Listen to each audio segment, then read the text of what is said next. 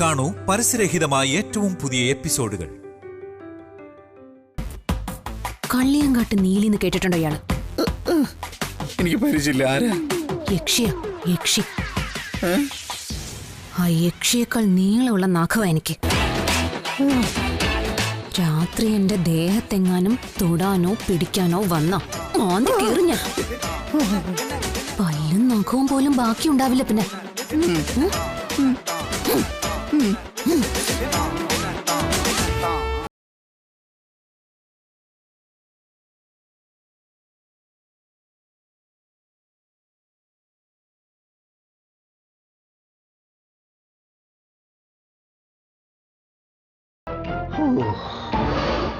രണ്ടിനൊന്നും ഉറക്കമില്ല. സുസ്മിതയോടെ കളിച്ചാൽ ഇങ്ങനെ ഇരിക്കും. അനുഭവിക്കട്ടെ അങ്ങനെ.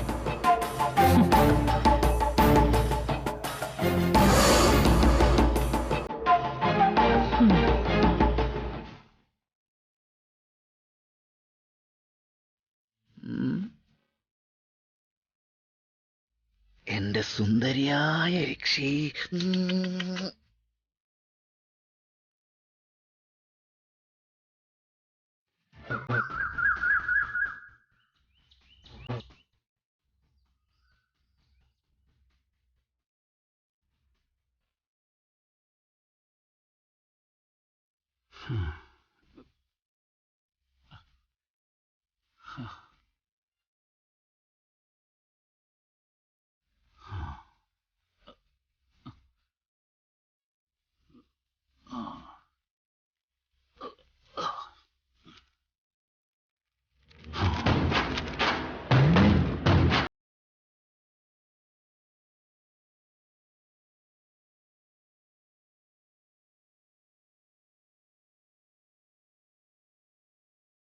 ഗോപലേട്ട ചായ.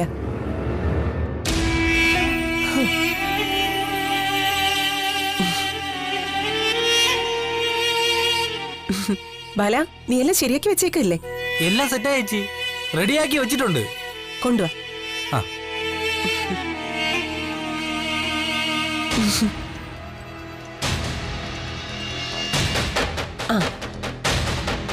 ദാ ചേച്ചി പേന. ഗോപാലേട്ടാ, ഇതിലൊരു കുഞ്ഞൊപ്പ്. എന്താ ഇത്? അതൊന്നുമില്ല അളിയാ. അതായത് അളിയന്റെ സ്ഥാവര ജംഗമ സ്വത്തുക്കളെല്ലാം ചേച്ചിയുടെ പേരിലേക്ക് മാറ്റുന്നതിനുള്ള ഒരു കരാറ്.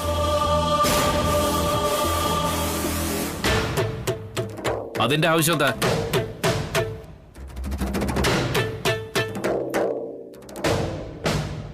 ഞാനിവിടെ ഉയരോടെ ഇരിപ്പുണ്ടല്ലോ.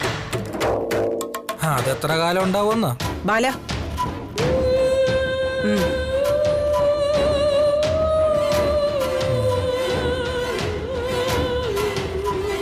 എന്നായാലും എനിക്ക് തന്നെ വന്ന് ചേരേണ്ടതല്ലേ ഗോപാലേട്ട? ഗോപാലേട്ടന്റെ ഏറ്റവും വിശ്വസ്തയായ ഭാര്യയെ അവിശ്വസിക്കേണ്ട കാര്യമില്ലല്ലോ. അതെ, ചേച്ചി ഇത് മൊത്തം വിറ്റുപറക്കി സിംഗപ്പൂരിന് മുങ്ങാനൊന്നും പോകുന്നില്ല. അല്ല, ഇത് മൊത്തം എഴുതി വാങ്ങിച്ചിട്ട് നിങ്ങൾ എനിക്ക് വിഷം കലക്കി തരില്ല എന്ന് എന്താ ഉറപ്പ്?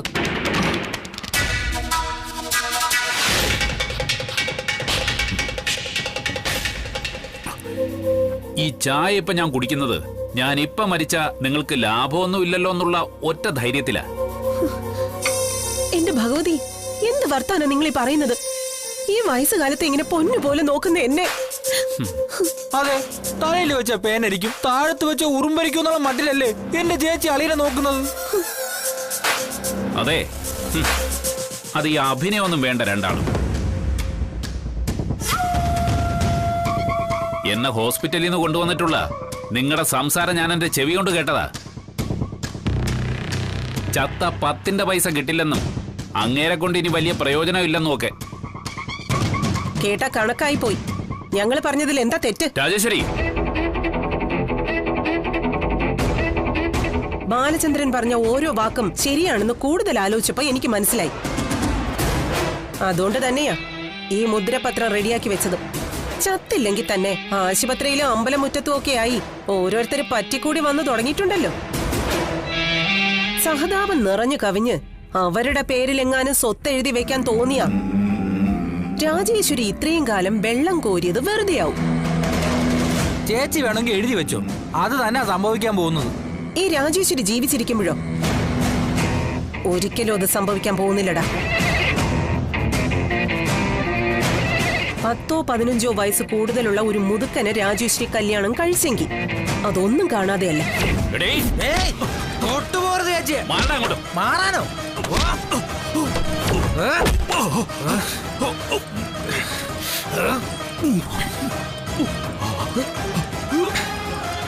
ആവതില്ലാത്ത കളിക്കൊന്നും ഇനി നിക്കണ്ട. ഈ പ്രായത്തിൽ എന്നോട് ഞാൻ മുറി കൂടാൻ വലിയ പാടാ.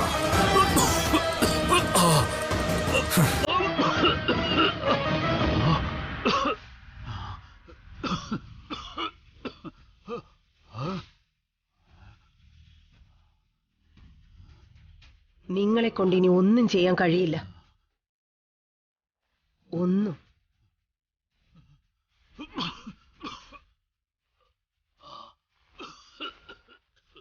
എന്റെ അഴകും ആരോഗ്യവും കണ്ട് ഭ്രമിച്ച നിങ്ങൾ ശാരദയെ ഉപേക്ഷിച്ച് എന്റെ പിന്നാലെ പോന്നു. ആൺകുഞ്ഞിനെ പ്രസവിച്ച് IAS-കാരനാക്കാൻ വേണ്ടിയിട്ടാണെന്ന് അതിനൊരു ന്യായവും. എന്നാ രാജേശ്വരി നിങ്ങളുടെ ഭാര്യയായത് ഇതൊന്നും മോഹിച്ചിട്ടല്ല. നിങ്ങളുടെ കണക്കറ്റ സ്വത്ത് അത് മാത്രം എന്നെ ഭ്രമിപ്പിച്ചത്.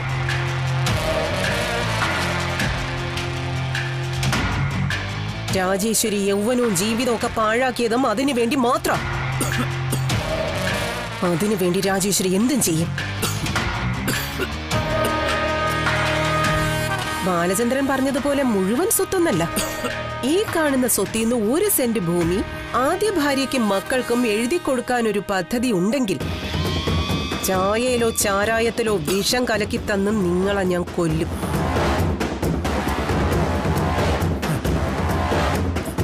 ആ ശവശരീരത്തിന്റെ തള്ളവിരലിൽ മഷി പുരട്ടി മുദ്ര പതിപ്പിച്ചിട്ടാണെങ്കിലും ഈ സ്വത്ത് മുഴുവൻ ഞാൻ സ്വന്തമാക്കും.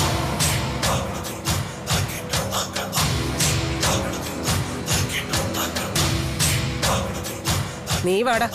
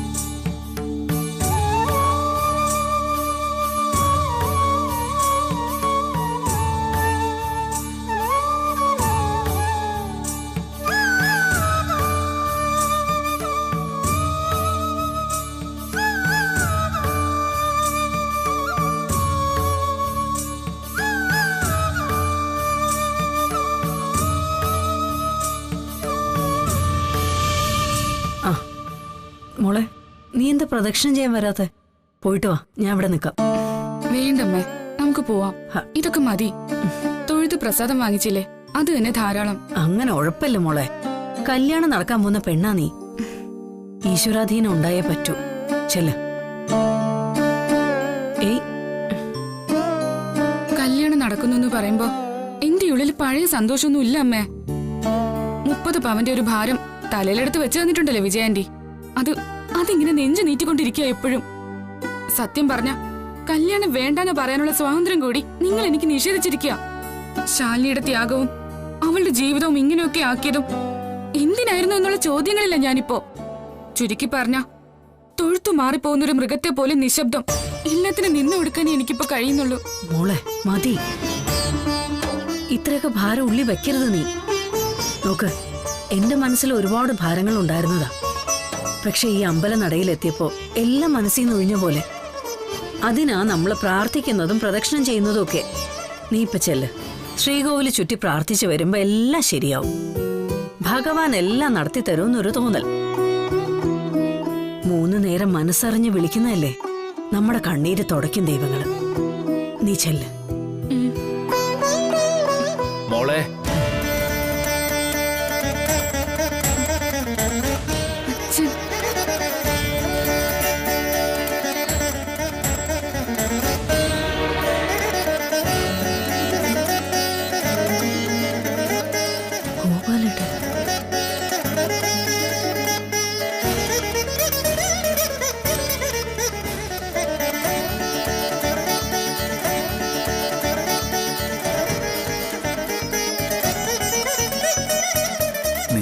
കാണാൻ കാത്തു നിൽക്കായിരുന്നു ഞാൻ.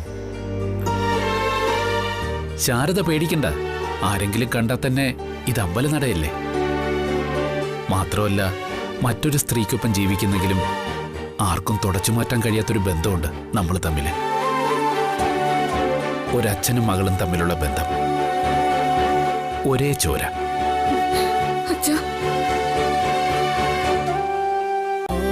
ഗോപാലേട്ടന് ഇതെന്താ പറ്റിയത്? സ്വബോധത്തിലാണോ ഈ സംസാരിക്കുന്നത്, അതോ ഞങ്ങളെ വീണ്ടും പരിഹസിക്കാൻ? ഒരിക്കലുമല്ല. ഇപ്പൊ ഒരു ബോധം തെളിഞ്ഞു എന്നുള്ള അവസ്ഥയിലാണ് ഞാൻ. ഇത്രയും കാലം ഒരു പുകമറയിലായിരുന്നു ജീവിതം. കണ്ണൊന്ന് തെളിഞ്ഞു കിട്ടാൻ ഒരു ആക്സിഡന്റ് വേണ്ടി വന്നു, അത്ര തന്നെ.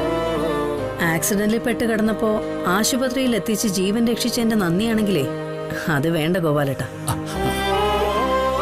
അതാരായാലും ചെയ്യും ഞങ്ങള്. രക്തബന്ധം വേണമെന്നൊന്നുമില്ല. അതെനിക്കറിയാം ശാരദേ. അതിനുള്ള മനസ്സാ ഞാൻ ഒരിക്കലും കാണാതെ പോയത്. നിങ്ങൾ എന്നെ ഹോസ്പിറ്റലിൽ എത്തിച്ചു, കാതിലെ കമ്മലൂരി കൊടുത്ത് ചികിത്സ ഉറപ്പാക്കി, രക്തം തന്നു. എന്നിട്ടും രാജേശ്വരി അപമാനിച്ചപ്പോ ഒരക്ഷരം പറയാതെ ഇറങ്ങിപ്പോയി. പകരം ഞാൻ ചെയ്തു കൂട്ടിയ കാര്യങ്ങൾ ആലോചിച്ചു നോക്ക്. വഴിയിൽ ബോധമറ്റ് കിടന്ന് നിന്നെ കണ്ണു തുറന്നപ്പോ പെരുവഴിയിലേക്ക് ഇറക്കി വിട്ടില്ല ഞാൻ.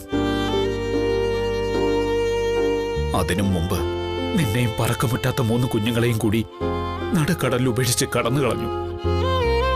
കരഞ്ഞും കാലുപിടിച്ചും പിന്നാലെ വന്ന നിങ്ങളെ പുറം കാലുകൊണ്ട് ചവിട്ടി എറിഞ്ഞിട്ട് വരെയുണ്ട് ഈ ദുഷ്ടൻ. അതിനു വേണം നിങ്ങളൊക്കെ എനിക്ക് മാപ്പ് തരാൻ. അച്ഛൻ അങ്ങനൊന്നും പറയല്ലേ, ഞാൻ കരഞ്ഞു പോ. പറയണം മോളെ. തെറ്റ് ചെയ്ത മുതിർന്നവരായാലും വലിയവരായാലും മാപ്പ് പറയണം. എന്നാലേ മനസ്സിന്റെ ഭാരം ഒഴിയൂ. ഒരിക്കൽ ശാലിനി പറഞ്ഞതാ ശരി. നിന്റെ കഴുത്തി കിടക്കുന്ന ഈ താലിയുടെയും അതിലുള്ള നിന്റെ വിശ്വാസത്തിന്റെയും പ്രാർത്ഥനയുടെയും പുറത്താ ഗോപാലകൃഷ്ണൻ ഇപ്പോഴും ജീവിച്ചിരിക്കുന്നത്. അതുപോലും വലിച്ചു പൊട്ടിക്കാൻ ഞാൻ ശ്രമിച്ചു. അതിനു വേണം നീ എന്നോട് ക്ഷമിക്കാൻ. മതി. മോളുടെ വിവാഹ നിശ്ചയോ അച്ഛന്റെ പ്രാർത്ഥനയും അനുഗ്രഹവും അവൾക്കൊപ്പം ഉണ്ടാവണം. അതിനു വേണം ഈ കൈ ഉയരാൻ. അതുണ്ടാവും ശാരദേ, അനുഗ്രഹവും പ്രാർത്ഥനയും. പക്ഷേ ചടങ്ങി പങ്കെടുക്കാൻ പറ്റില്ല. അതിനുള്ള യോഗമില്ല എനിക്ക്. അതില്ലാതാക്കിയത് ഞാൻ തന്നെയാ. പക്ഷേ എന്റെ മനസ്സവിടെ ഉണ്ടാവും, തീർച്ചയാ. മോളെ നോക്ക്, മോക്ക് സമ്മാനമായി തരാൻ എന്റെ കയ്യിൽ അധികമൊന്നുമില്ല. ശാരദയുടെ 30 പവൻ മുമ്പ് ഈ അച്ഛൻ എടുത്തോണ്ട് പോയത് നേരെ. പക്ഷെ അതിന്റെ പൂട്ടിപ്പ് രാജേശ്വരിയുടെ കയ്യില. അച്ഛന്റെ കാലിലൊരു ചങ്ങലയുണ്ട് മോളെ. അച്ഛൻ തന്നെ എടുത്തണിഞ്ഞ ഒരു ചങ്ങല. അതൊരിക്കലും പൊട്ടില്ല.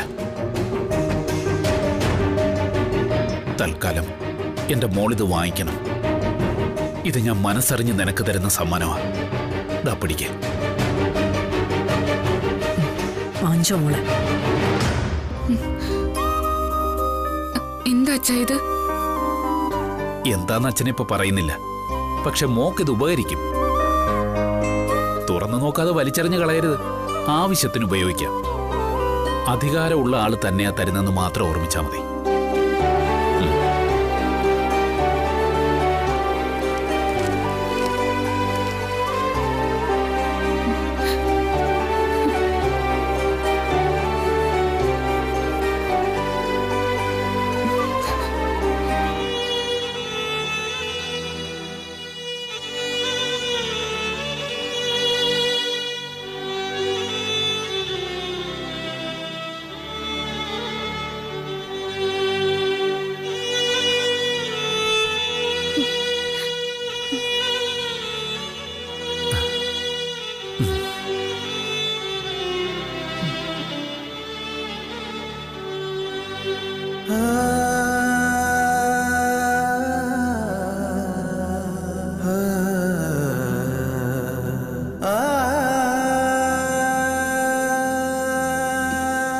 എന്താ അമ്മ ഇത്?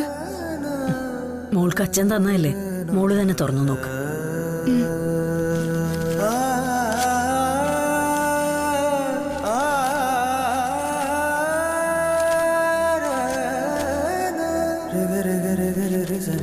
അമ്മേ,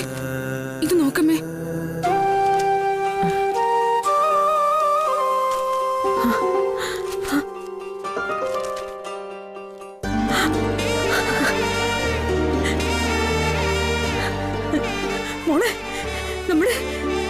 നമ്മുടെ വീടിന്റെ കടയുടെയും ഭൂമിയുടെ ഒക്കെ ആധാരം ഇത്. എന്റെ ദൈവങ്ങളെ, നിങ്ങൾ എന്റെ പ്രാർത്ഥന കേട്ടു. നമ്മുടെ എല്ലാ പ്രശ്നങ്ങളും തീർന്നു മോളെ. ഇത് പണയമായിട്ട് കൊടുത്താലേ പൊളച്ച് 30 പവൻ മാത്രമല്ല, കല്യാണ ചെലവിനുള്ള പണവും തരുമെന്ന് ഉറപ്പാ. ഇനി ആരുടെ മുന്നിലും തല കുനിക്കാതെ നമുക്ക് ഈ കല്യാണം നടത്താം. എന്റെ ഭഗവാനെ, എങ്ങനെയാ ഇതിന് നന്ദി പറയേണ്ടത്? ഈശ്വര.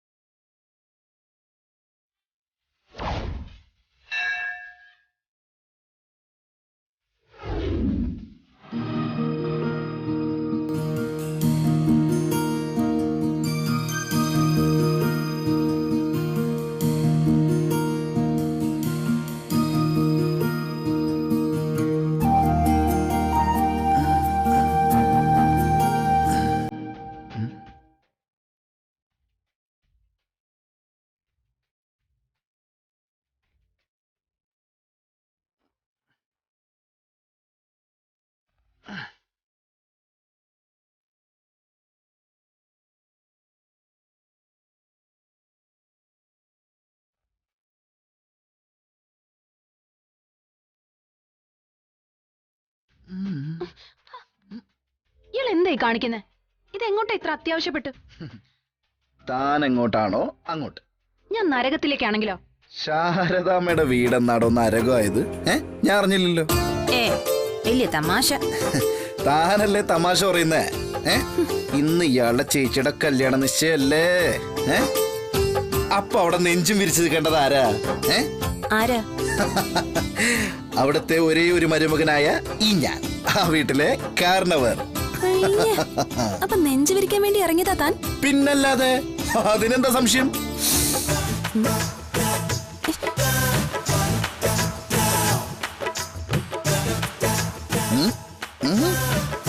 നന്നായിരിക്കുന്നു.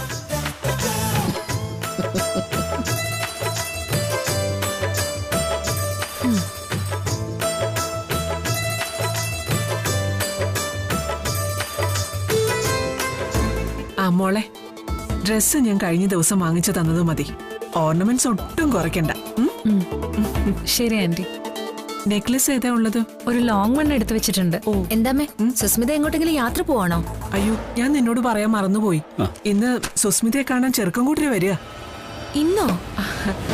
ഇന്നലെ നമ്മളൊരു കൂട്ടരെ ആലോചിച്ചിരുന്നില്ലേ, ഒരു കൊച്ചി ബേസ്ഡ് ബിസിനസ് ഗ്രൂപ്പിലെ ഹേമന്ത്.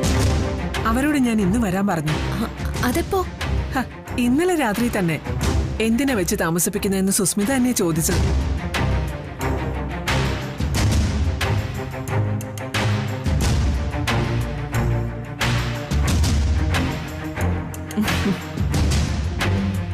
അല്ലമ്മേ, പൊന്നിക്കൊരു ഹോസ്പിറ്റൽ കേസ് ഉള്ളതുകൊണ്ട് ഇന്ന് വരാൻ വൈകുമെന്ന് പറഞ്ഞിരുന്നു. ഓ, പൊന്നിയെ നോക്കിയാണോ ഈ വീട്ടിലെ ചടങ്ങുകളെല്ലാം തീരുമാനിക്കുന്നത്? അല്ലാതെ തന്നെ ഈ വീട് നിറച്ച ആൾക്കാരാ.